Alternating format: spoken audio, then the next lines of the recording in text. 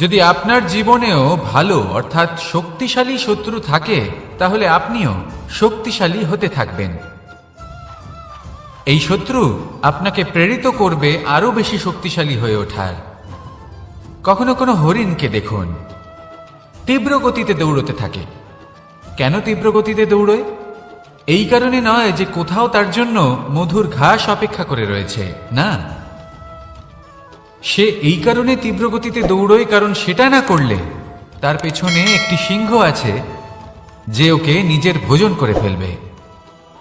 তাই জীবনে বিপদ, সংকট এই সব কিছুও হলো অত্যন্ত গুরুত্বপূর্ণ। তার সম্মুখীন হতে শিখুন আর আমার সাথে ভালোবেসে বলুন, রাধা রাধা।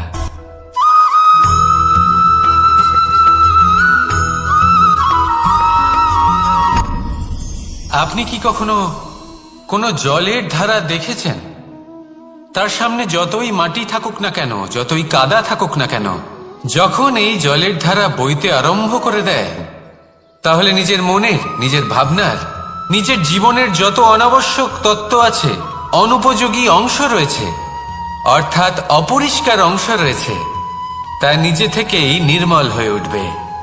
আর যেরকম জলের ধারা কখনো থেমে থাকে না, সব সময় বয়ে চলে, সেইভাবে আপনিও কখনোই থামবেন না।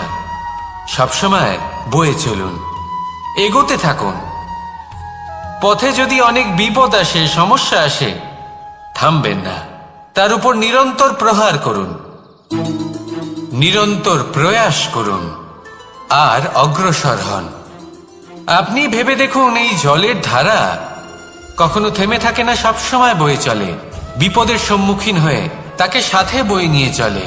সেই জন্য জলের ধারা, প্রবাহমান এই ধারা, এর থেকে কখনো দুর্গন্ধ আসে না, এতে কখনো ময়লা জমতে পারে না, বরং পালিত হয় সুন্দর প্রাণবন্ত জীবজন্তু, যেমন সুন্দর ছোট মাছ। তাই আপনিও এটাই করুন, কখনো থামবেন না, শুধু চলতে থাকুন, জলের ধারার মতো বইতে থাকুন। আপনি আপনার লক্ষ্য অবশ্যই খুঁজে পাবেন, আর তার সাথে নিজের অন্তরের যে মালিন্য রয়েছে তা আপনি নিজেই নিজের থেকে দূরে করে দেবেন। তাহলে আসুন আর আমার সাথে ভালোবেসে বলুন, রাধা রাধা।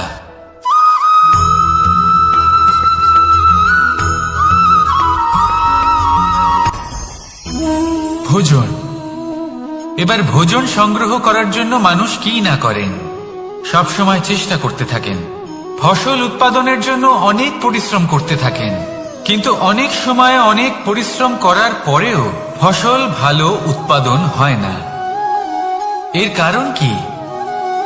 কারণ হলো এটাই যে আপনি পরিশ্রম হয়তো অনেক করেছেন, কিন্তু আপনার নজর তো সেই বীজের দিকে ছিলই না যা আপনি রোপণ করেছেন।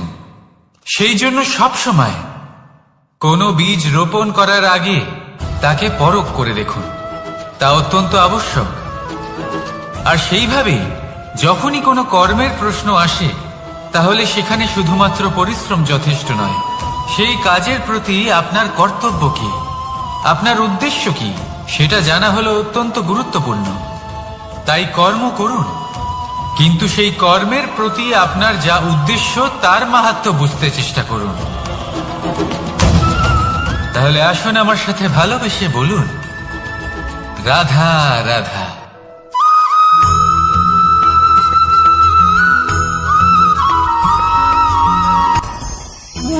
ভোজন।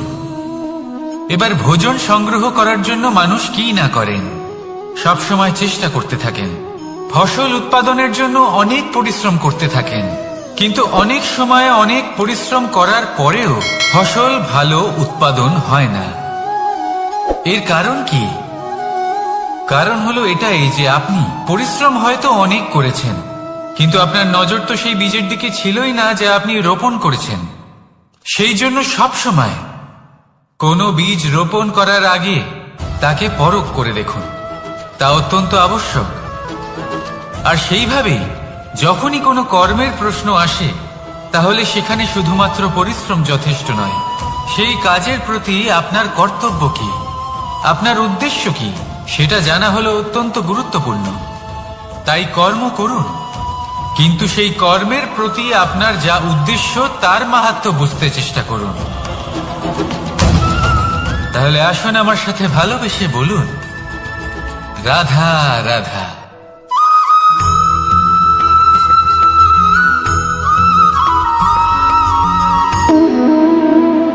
সম্পর্ক হলো আমাদের জীবনের একটি আধার। কিছু সম্পর্ক এমন যা আমরা জন্মসূত্রে লাভ করি, যেমন পরিবার, মা বাবা। কিছু সম্পর্ক আছে যা আমরা জীবনে অর্জন করে থাকি, তা সে প্রেমের হোক, স্নেহের হোক বা বন্ধুত্বের। এই সকল সম্পর্ক লাভ করার বা গড়ে তোলার 5টি ধাপ রয়েছে। প্রথম ধাপ, কোনো ব্যক্তির সাথে আলাপ হওয়া, তার সাথে কথা বলা বা তাকে দেখা। দ্বিতীয় ধাপ, সে ব্যক্তিকে আমাদের ভালো লাগা। তৃতীয় ধাপ,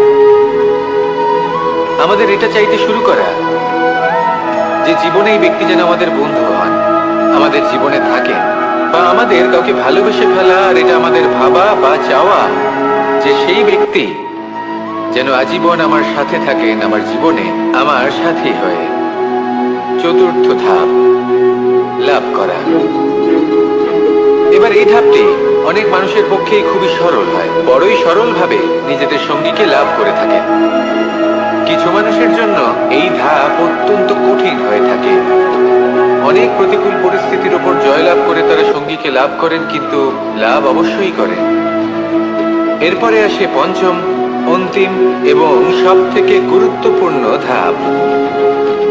সেটা হলো সেই সম্পর্ক পালন করা। এটা হলো এমন এক বিষয় যা প্রত্যেক মানুষের শেখা উচিত। যদি ব্যক্তি নিজের জীবনে সম্পর্ক রক্ষা করতে শিখে যান, তবে প্রত্যেক সম্পর্ক তার জীবনকে স্বর্গ করে তুলবে। আসুন আর আমার সাথে ভালোবেসে বলুন, রাধা রাধা।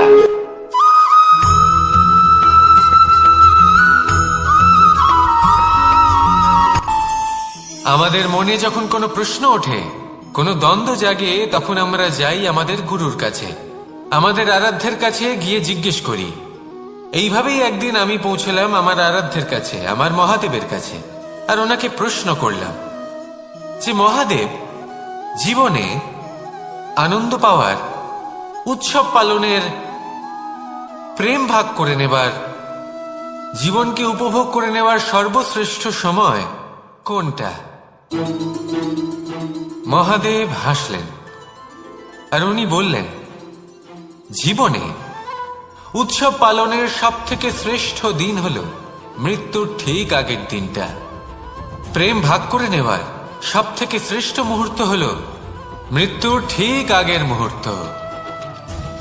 জীবনকে উপভোগ করে নেওয়ার সর্বশ্রেষ্ঠ প্রহর হল মৃত্যুর 1 প্রহর পূর্বে। তখন আমি চমকে গেলাম। আমি বললাম, কিন্তু মহাদেব, মৃত্যু তো অনিশ্চিত, আমরা জানিও না কবে আমাদের মৃত্যু হবে। মহাদেব আবার হাসলেন। উনি বললেন যে যদি আমরা এভাবে জীবন কাটাই যে আমরা জীবনের প্রত্যেক দিন, প্রত্যেক মুহূর্ত, প্রত্যেক প্রহর শেষ বলে মনে করি, তাহলে আমাদের সমস্ত জীবন আনন্দের সাথেই অতিবাহিত হবে। কি বলেন?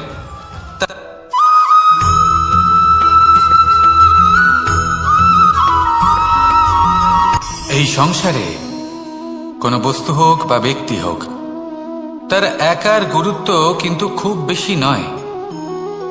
একটা উদাহরণ হিসেবে বৃষ্টির ফোঁটাকে ভেবে দেখুন। যদি একটি বৃষ্টির ফোঁটা হয় তাহলে তার খুব বেশি গুরুত্ব থাকে না, কিন্তু যখন সহস্র বৃষ্টির ফোঁটা মেঘের মধ্যে দিয়ে ঝরে পড়ে, তখন সেটা বর্ষার রূপ ধারণ করে। সেই বর্ষা যা এই প্রকৃতিকে শান্ত করে। সেইভাবেই পাথরের ছোট টুকরো, তার খুব বেশি গুরুত্ব থাকে না, কিন্তু যখন অসংখ্য পাথরের টুকরো একত্রিত হয় তখন তা পর্বতের আকার ধারণ করে। সেইভাবেই কিছু মানুষ যখন একত্রিত হন তখন তৈরি হয় পরিবার, কিছু পরিবার যখন একত্রিত হয় তখন তৈরি হয় সমাজ, যখন অনেক সংখ্যক সমাজ একত্রিত হয় তখন তৈরি হয় রাজ্য। এবার এই রাজ্যের সব থেকে গুরুত্বপূর্ণ ব্যক্তি হতে পারেন রাজা, কিন্তু তাও সেই রাজা একা কিছু করতে পারেন না। যুদ্ধ লড়ার সময় তারও নিজের সৈন্যদলকে প্রয়োজন পড়ে। কিন্তু এই সংসারে এমন একজন ব্যক্তি আছেন যিনি একাই সব কাজ করতে থাকেন। এবং সেই ব্যক্তি হলেন মা। আমাদের জীবনে একজন পিতার ভূমিকা কিন্তু নিঃসন্দেহে অমূল্য, কিন্তু আমাদের সকলের জীবনে যে ভূমিকা একজন মায়ের তা অন্য কারোর থাকে না। একজন মা একাই সন্তানকে বড় করতে পারেন, সংস্কারী করে তুলতে পারেন, তার জন্য পরিশ্রম করেন। আর এত কিছু কাজ করার পরেও তার কাজের জন্য তিনি প্রশংসা অবশ্য পান না। উল্টে যদি সেই সন্তান অনুচিত পথে চালিত হয়, অনুচিত কর্ম করে, তখন সেই মাকেই অপবাদের পাত্র হয়ে উঠতে হয়। আমাদের জীবনে মায়ের যোগদান কতটা সেটা বুঝুন।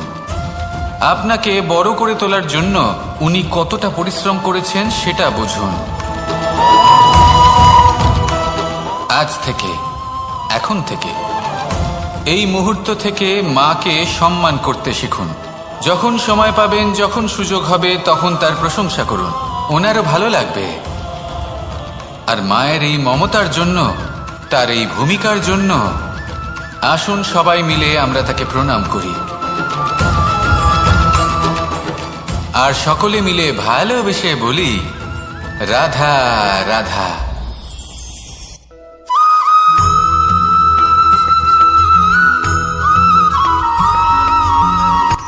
এই সংসারে সাফল্য লাভ করার জন্য জ্ঞানের প্রয়োজন হয়, পরিশ্রমের প্রয়োজন হয়, দৃঢ় নিষ্ঠার প্রয়োজন হয়, নিরন্তর চেষ্টা করা প্রয়োজনীয়। কিন্তু আরো কিছু আছে যা অত্যন্ত প্রয়োজনীয় এবং গুরুত্বপূর্ণ। তা হলো ভালো বন্ধু। তাদের থাকা অত্যন্ত প্রয়োজনীয়। যদি ভালো বন্ধু থাকে তাহলে সময় এলে তারা ঢাল হয়ে আপনাকে সুরক্ষা করবেন। সময় এলে অস্ত্রের মতো শত্রুকে সংহারও করবেন। যদি তিনি জ্ঞানী হন, তাদের মধ্যে সদ্গুণ থাকে, তাহলে এই সব গুণ আপনার মধ্যেও প্রবেশ করবে। তাহলে সাফল্যের জন্য ভালো বন্ধু পাওয়া অত্যন্ত প্রয়োজনীয়। কিন্তু শুধু বন্ধু কেন, ভালো শত্রুও থাকা প্রয়োজনীয়। এবার আপনি ভাববেন, আমি কি বললাম? যদি আপনার জীবনেও ভালো অর্থাৎ শক্তিশালী শত্রু থাকে, তাহলে আপনিও শক্তিশালী হতে থাকবেন। এই শত্রু আপনাকে প্রেরিত করবে আরো বেশি শক্তিশালী হয়ে ওঠার। কখনো কোনো হরিণকে দেখুন, তীব্র গতিতে দৌড়তে থাকে। কেন তীব্র গতিতে দৌড়য়? এই কারণে নয় যে কোথাও তার জন্য মধুর ঘাস অপেক্ষা করে রয়েছে, না। সে এই কারণে তীব্র গতিতে দৌড়য় কারণ সেটা না করলে তার পেছনে একটি সিংহ আছে যে ওকে নিজের ভোজন করে ফেলবে। তাই জীবনে বিপদ, সংকট, এই সব কিছুও হলো অত্যন্ত গুরুত্বপূর্ণ। তার সম্মুখীন হতে শিখুন, আর আমার সাথে ভালোবেসে বলুন, রাধা রাধা।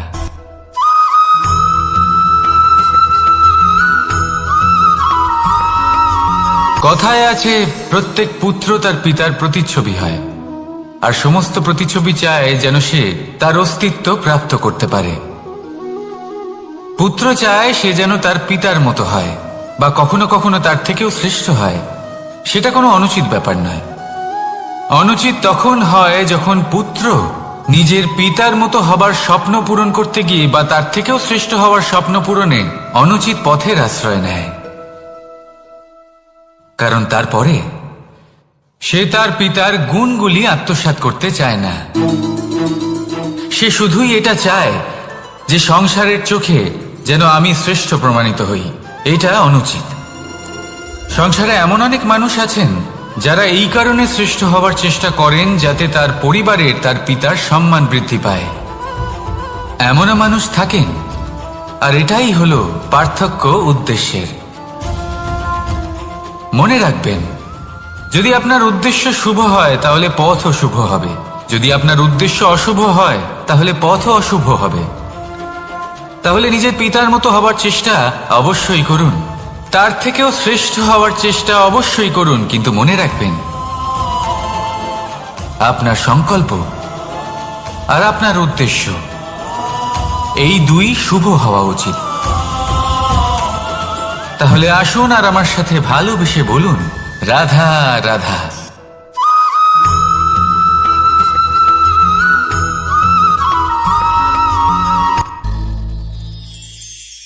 শিশিরের বিন্দু পাতার ওপর পড়ে আর তার গায়ে লেগে থাকে। পাতা তাকে শুষে নিতে পারে না, আর শেষ পর্যন্ত সে ঝরে পড়ে যায়। অন্যদিকে রয়েছে মেঘ এবং চাতক। এদের মধ্যে অনেক দূরত্ব থাকে। মেঘ থাকে আকাশে আর চাতক থাকে ধরিত্রীতে। কিন্তু যখন এই মেঘ থেকে বৃষ্টি ঝরে পড়ে, এই চাতক কিন্তু সেই জলই পান করে, নয়তো সে তৃষ্ণার্ত থেকে যায়। এবার অন্যদিকে দেখলাম শিশির বিন্দু আর পাতার এই সম্পর্ক। এরা খুব কাছাকাছি থাকে, ঘনিষ্ঠও থাকে।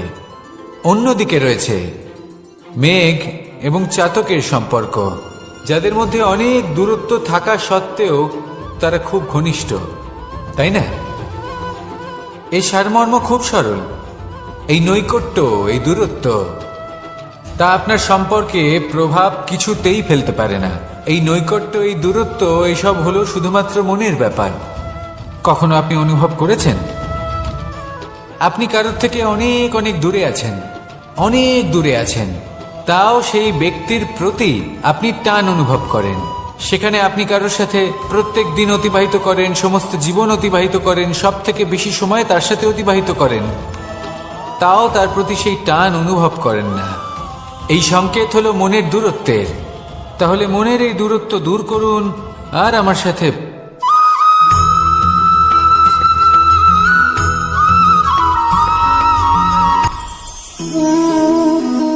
শক্তি এক অত্যন্ত বিচিত্র বস্তু, বা বলতে পারেন অনুভূতি।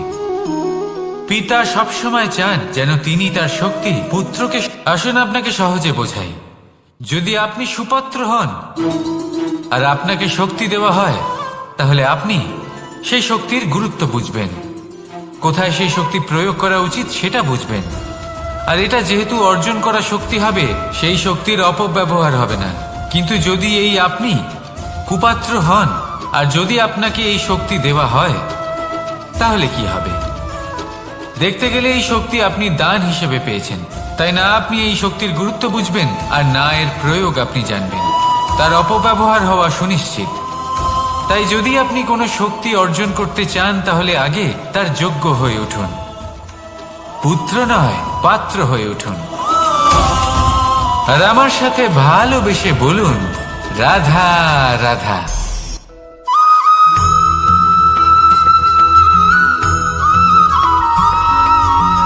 ভালো, শুধু ওনাদের কঠোর ব্যবহার দেখলে আমরা একটু ভয় পেয়ে যাই। এবার ওনাদের এই কঠোর ব্যবহার আমাদের ভালো না লাগলেও অত্যন্ত আবশ্যক, কারণ মাতার থেকে আমরা যে শক্তি লাভ করি তা যেন নিয়ন্ত্রণ হারিয়ে বিধ্বংসী না হয়ে ওঠে।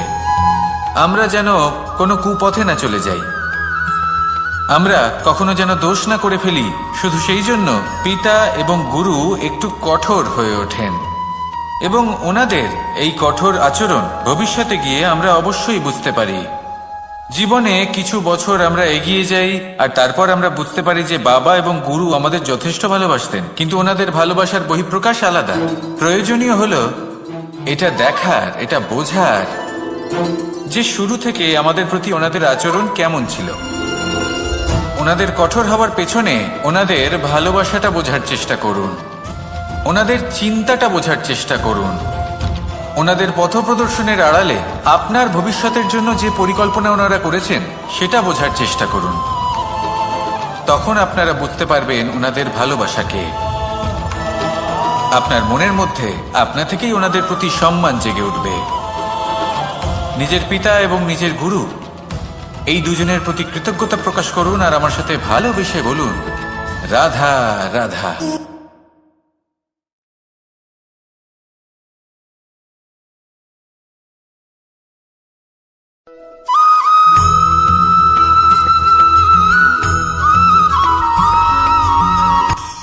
কখনো কোনো বাগানের কোনো বৃক্ষকে দেখেছেন যেখানে সুগন্ধি ফুল থাকে, রসালো ফল থাকে? তখন মন প্রফুল্ল হয়ে ওঠে, মন থেকে সেই বৃক্ষের প্রতি ভালোবাসা জন্মায়। কিন্তু যিনি বাগানের মালিক, শুধুমাত্র তিনিই জানেন যে কিভাবে এই বৃক্ষকে আগলে রাখতে হয়, কিভাবে তার পরিচর্যা করলে এতে সুন্দর সুগন্ধি ফুল হবে, রসালো ফল হবে।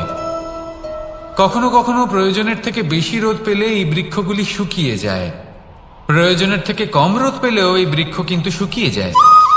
প্রয়োজনের থেকে কম জল যদি পায়, এই বৃক্ষ শুকিয়ে যেতে পারে। প্রয়োজনের থেকে অতিরিক্ত জল যদি পায়, তখনও এই বৃক্ষের শিকড়গুলি নষ্ট হয়ে যেতে পারে। এবার এটাই কিন্তু আমাদের সংসারের সাথেও হয়। আমাদের সংসারের সকল প্রতিভাশালী ব্যক্তি, যেমন লেখক, বিচারক, প্রবক্তা, যোদ্ধা, এদের সবার ক্ষেত্রে এই কথাটাই প্রযোজ্য। যদি বেশি প্রশংসা করা হয়, তাহলেও এরা হারিয়ে যাবেন। প্রয়োজনের থেকে বেশি যদি নিন্দা করা হয়, তখনও তারা নত হয়ে পড়বেন।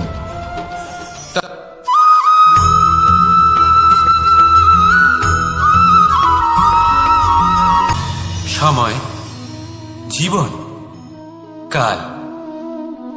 দেখতে গেলে এই তিনটি শব্দ একটি শব্দেরই সমার্থক শব্দ মনে হয়, কিন্তু এই শব্দগুলির অর্থ কি সমান? কখনোই নয়। হ্যাঁ, এই সময় চলতে থাকে, জীবন চলতে থাকে, কালচক্র চলতে থাকে। এই সময় কেটে যায়, কিন্তু এই জীবন, একে যাপন করতে হয়। কি বলেন? এই জীবনে কিছু করুন বা কিছু না করুন, জীবন এমনি কেটে যাবে, আপনি জানতেও পারবেন না। কিন্তু সেটা আমাদের উদ্দেশ্য নয়, একে যাপন করতে হবে। এই জীবনে প্রেরণা পেতে শিখুন, প্রেরণা দিতে শিখুন, আহ্বান গ্রহণ করতে শিখুন, আহ্বান জানাতে শিখুন, মহান কাজ করতে শিখুন, ধন্যাত্মক বোধ জাগিয়ে তুলুন। জীবন অতিবাহিত করার অর্থ কি তা আপনি শিখে যাবেন। কারণ সময় কেটে যায়, সমস্ত যুগ কেটে যায়, কিন্তু জীবনের রীতি জীবন কাটিয়ে দেওয়া নয়, জীবন যাপন করা।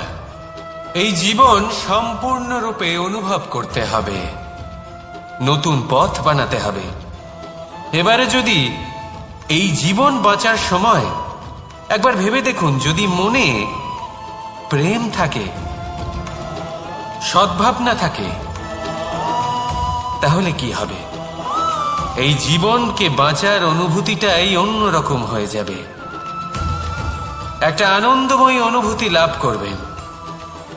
তাহলে এটাই করুন, আর আমার সাথে ভালোবেসে বলুন, রাধা রাধা।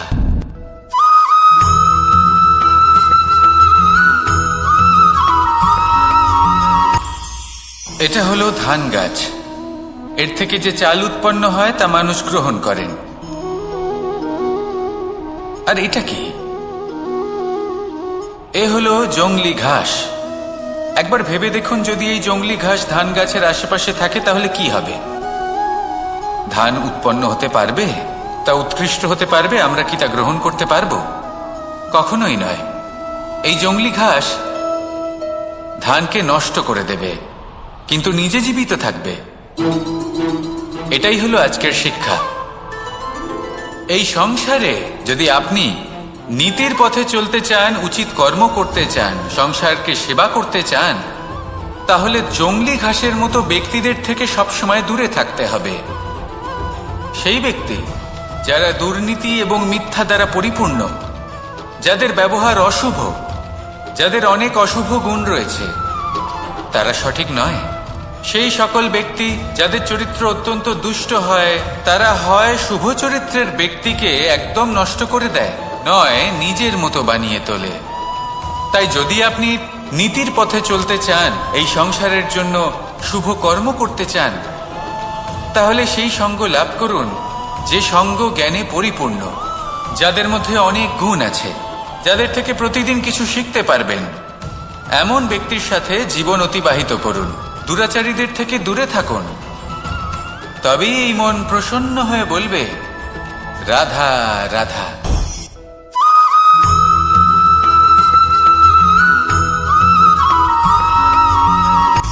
সূচের শেষে একটি ছিদ্র থাকে, যার দ্বারা আমরা এই সুতো পরাতে পারি, আর তারপর সূচের সাহায্যে এই সুতো দিয়ে বস্ত্র সেলাই করা যায়।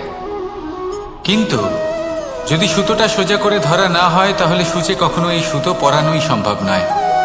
যদি এতে কোনো গিঁট পড়ে, তখন তা কখনোই এই ছিদ্র দ্বারা প্রবেশ করা সম্ভব নয়। ঠিক এইভাবেই যদি আপনি কারোর জীবনে প্রবেশ করতে চান, কারোর অন্তরে প্রবেশ করতে চান, তাহলে আপনাকেও সহজ থাকতে হবে। এতে কোনো গিট থাকলে চলবে না, অর্থাৎ মনে যাতে কোনো মালিন্য না থাকে, যেন কোনো কুচিন্তা না থাকে। যদি এসব থাকে তাহলে আপনি কখনো কারোর জীবনে প্রবেশ করতে পারবেন না। আর যদি কোনোভাবে আপনি প্রবেশ করেও যান, তাহলে তার মনে ঘর করতে পারবেন না। নিজেকে এই সুতোর মতন করে তুলুন, সহজ। মনে যেন কোনো কুচিন্তা না থাকে, সবার প্রতি যেন সদ্ভাবনা থাকে, শুভ চিন্তা থাকে। এমনটা করতে থাকুন। এমন একটা দিন আসবে যেদিন এই সমস্ত সংসারের ব্যক্তির মনে আপনি বাস করবেন, আর তখন এই মন প্রসন্ন হয়ে বলবে, রাধা রাধা।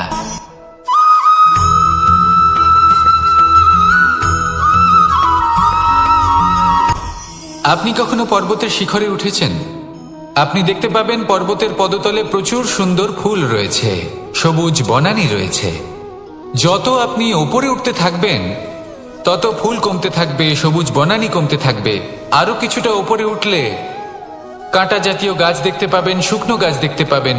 আরো যদি ওপরে ওঠেন তাহলে পাষাণ দেখতে পাবেন। আরো ওপরে উঠলে হিমখণ্ড দেখতে পাবেন। এই যে পর্বত, তা মনুষ্য জীবনের সব থেকে উত্তম উদাহরণ। মানুষ যখন সাফল্যের শিখরে পৌঁছতে চান, মহানুভবতার শিখরে পৌঁছতে চান, পথে যত আস্তে আস্তে উপরে উঠতে থাকেন, ততই ভৌতিক বস্তু তার থেকে বিচ্ছিন্ন হতে থাকে। যদি তিনি সেই ভৌতিক বস্তুগুলি ত্যাগ না করতে পারেন, তাহলে কখনোই সেই স্থানে পৌঁছতে পারবেন না। আর মানুষ যদি উচিত ত্যাগ করতে পারেন, পথে অগ্রসর হতে থাকেন, এগোতে থাকেন, তাহলে একদিন না একদিন তিনি মহানুভবতার, জ্ঞানের, সাফল্যের হিমের স্বাদ অবশ্যই লাভ করবেন। মনে রাখবেন, মানব জীবনে ত্যাগ হলো অত্যন্ত গুরুত্বপূর্ণ অংশ। আসুন আমার সাথে ভালোবেসে বলুন, রাধা রাধা।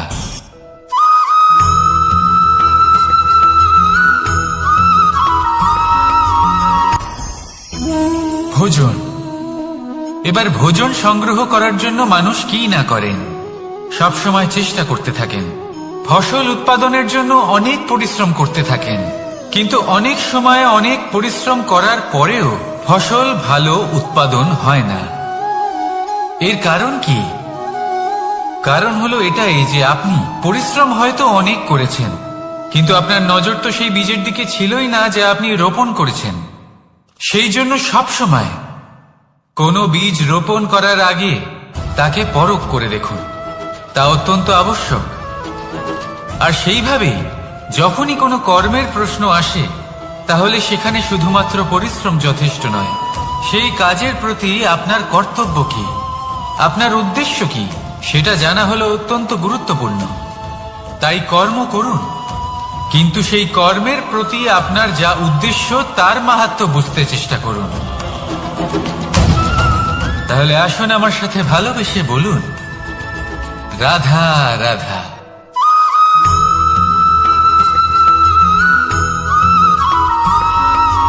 বসন্ত ঋতু, এই সময় মন আনন্দে ভরে থাকে। এমন মনে হয় যেন আমরা আকাশে বিচরণ করতে চলে যাই, কিন্তু সেটা তো সম্ভব নয়। সেই জন্য হয়তো আমরা ঘুড়ি ওড়াই, এই ঘুড়িকে নিজেদের প্রতিরূপ মনে করে। এবার অনেক মানুষ আছেন যারা ঘুড়ি ওড়ান, কিন্তু এই কর্মের সারমর্ম কি সেটা কজন বুঝতে পারেন? আপনি এটা মনে করুন যে আপনি হলেন সেই ঘুড়ি, আর এই সুতো যিনি ধরে রয়েছেন তিনি হলেন পরমাত্মা। আর এই সুতো যেখান থেকে শুরু হয়, সেই লাটাই হলো আমাদের কর্মচক্র।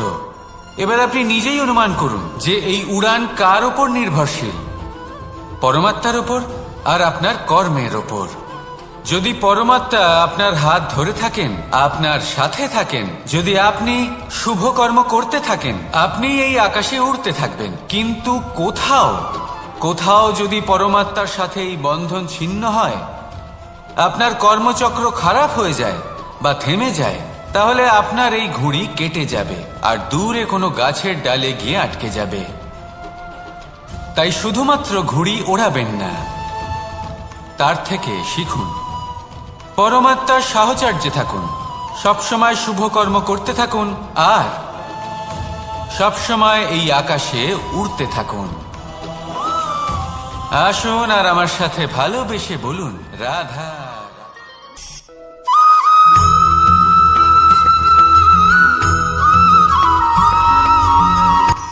এই সংসারে সাফল্য লাভ করার জন্য জ্ঞানের প্রয়োজন হয়, পরিশ্রমের প্রয়োজন হয়, দৃঢ় নিষ্ঠার প্রয়োজন হয়, নিরন্তর চেষ্টা করা প্রয়োজনীয়। কিন্তু আরো কিছু আছে যা অত্যন্ত প্রয়োজনীয় এবং গুরুত্বপূর্ণ। তা হলো ভালো বন্ধু। তাদের থাকা অত্যন্ত প্রয়োজনীয়। যদি ভালো বন্ধু থাকে তাহলে সময় এলে তারা ঢাল হয়ে আপনাকে সুরক্ষা করবেন। সময় এলে অস্ত্রের মতো শত্রুকে সংহারও করবেন। যদি তিনি জ্ঞানী হন, তাদের মধ্যে সদ্গুণ থাকে, তাহলে এই সব গুণ আপনার মধ্যেও প্রবেশ করবে। তাহলে সাফল্যের জন্য ভালো বন্ধু পাওয়া অত্যন্ত প্রয়োজনীয়। কিন্তু শুধু বন্ধু কেন, ভালো শত্রুও থাকা প্রয়োজনীয়। এবার আপনি ভাববেন, আমি কি বললাম? যদি আপনার জীবনেও ভালো অর্থাৎ শক্তিশালী শত্রু থাকে, তাহলে আপনিও শক্তিশালী হতে থাকবেন। এই শত্রু আপনাকে প্রেরিত করবে আরো বেশি শক্তিশালী হয়ে ওঠার। কখনো কোনো হরিণকে দেখুন, তীব্র গতিতে দৌড়তে থাকে। কেন তীব্র গতিতে দৌড়য়? এই কারণে নয় যে কোথাও তার জন্য মধুর ঘাস অপেক্ষা করে রয়েছে, না। সে এই কারণে তীব্র গতিতে দৌড়য় কারণ সেটা না করলে তার পেছনে একটি সিংহ আছে যে ওকে নিজের ভোজন করে ফেলবে। তাই জীবনে বিপদ, সংকট, এই সব কিছুও হলো অত্যন্ত গুরুত্বপূর্ণ। তার সম্মুখীন হতে শিখুন আর আমার সাথে ভালোবেসে বলুন রাধা রাধা।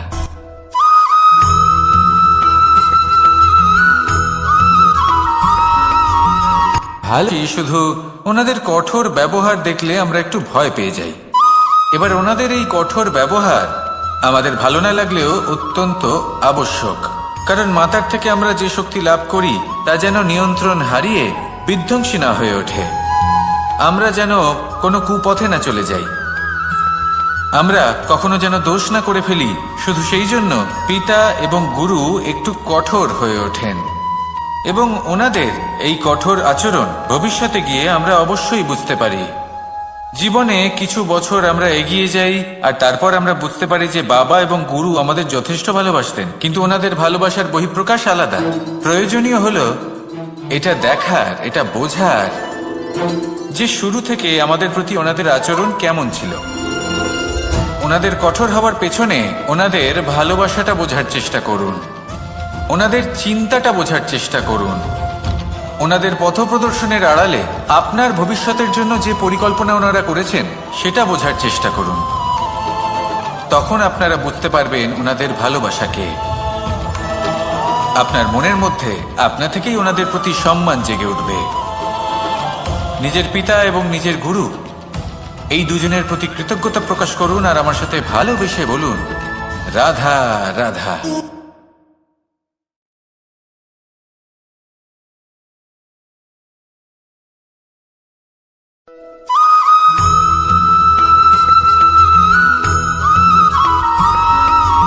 কথায় আছে, প্রত্যেক পুত্র তার পিতার প্রতিচ্ছবি হয়, আর সমস্ত প্রতিচ্ছবি চায় যেন সে তার অস্তিত্ব প্রাপ্ত করতে পারে।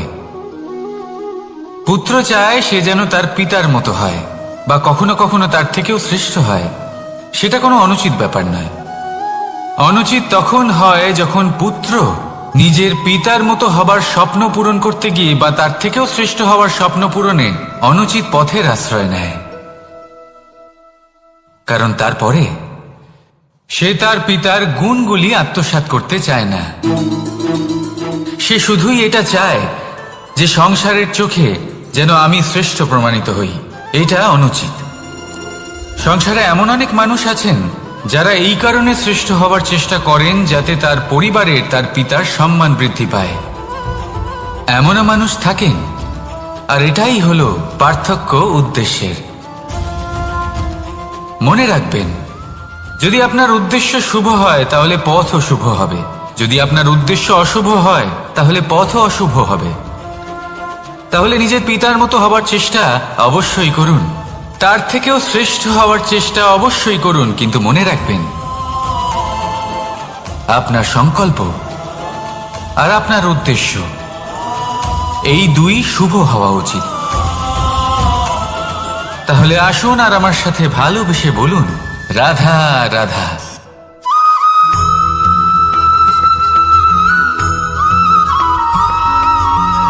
আপনি কখনো কোনো বাজকে নিজের বাসা বানাতে দেখেছেন? এই বাজ যখনই কোনো বাসা বানায় তখন উঁচু গাছের ডালে বা কোনো পর্বতের শিখরে বাসা বানায়, অনেক উচ্চতায়। আর সেখানে তার সন্তানও জন্মগ্রহণ করে। যখন এই সন্তানেরা জন্মায় তখন এই বাজ খুবই ভালোবেসে এবং খুব সাবধানে এদের পালন পোষণ করে। নিজের ঠোঁট দিয়ে তাদের ঠোঁটে খাবার পরিবেশন করে। কিন্তু যেই সেই সন্তানেরা হৃষ্টপুষ্ট হয়ে যায় এবং সেই কথা বাজ নিজে বুঝতে পেরে যায়, সেই বাজ নিজেই সেই বাসা ছিন্ন ভিন্ন করে দেয়। সেই সন্তান যাদের সবেমাত্র ডানা গজিয়েছে, কিভাবে উঠতে হয় তারা জানে না, সেই সন্তানগুলিকে উচ্চতা থেকে ঠেলে দেয়।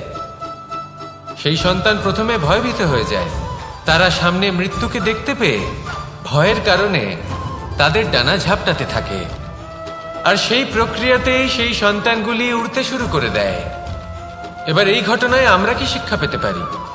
এটাই, যদি আপনি মাতা পিতা হন তাহলে নিজের সন্তানকে অবশ্যই স্নেহ করুন, কিন্তু তাদেরকে নিজের আঁচলের তলায় বেঁধে রাখবেন না। যদি আপনি চান আপনার সন্তান জীবনে উন্নতি করুক, তাহলে নিজের মুঠো থেকে তাদের স্বতন্ত্র করে দিন। এই সংসারে সংঘর্ষ করতে দিন। সেই সন্তান নিজেই বুঝতে পারবে যে জন্মের সময় পাওয়া ডানা কি করে ব্যবহার করতে হয়। আর আপনার চোখের সামনে আপনার সন্তান এই আকাশে উড়তে থাকবে। তাহলে আসুন আমার সাথে ভালোবেসে বলুন, রাধা রাধা।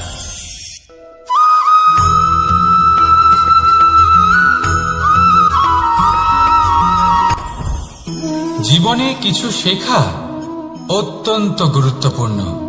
এবার কি কি শিখতে হবে সেই সব শেখানোর জন্য অনেক শিক্ষক রয়েছেন, কিন্তু কি শিখবেন না আর কি করবেন না এটা আমাদের নিজের অভিজ্ঞতা দিয়ে শিখতে হয়।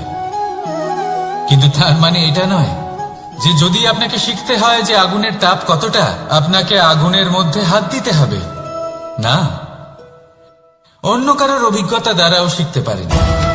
প্রশ্ন শুধুমাত্র একটাই যে আপনি কি শিখতে চান নাকি চান না। যদি আপনি এটাই ভাবেন যে আমি শুধুই নিজের অভিজ্ঞতা দ্বারাই শিখতে চাই, তাহলে জীবনকাল ছোট মনে হবে, অনেক কিছুই শিখতে পারবেন না। তাই নিজের সাথে সাথে বড়দের অভিজ্ঞতার দ্বারাও শেখা শুরু করে দিন। এই সংসারের অভিজ্ঞতা দ্বারা শিখতে শুরু করে দিন। আর এটা নিশ্চিত রূপে শেখা আবশ্যক যে কখন কি করবেন না, কোথায় থামতে হবে আর কোথায় থামবেন না। তাহলে আসুন আর আমার সাথে ভালোবেসে বলুন, রাধা রাধা।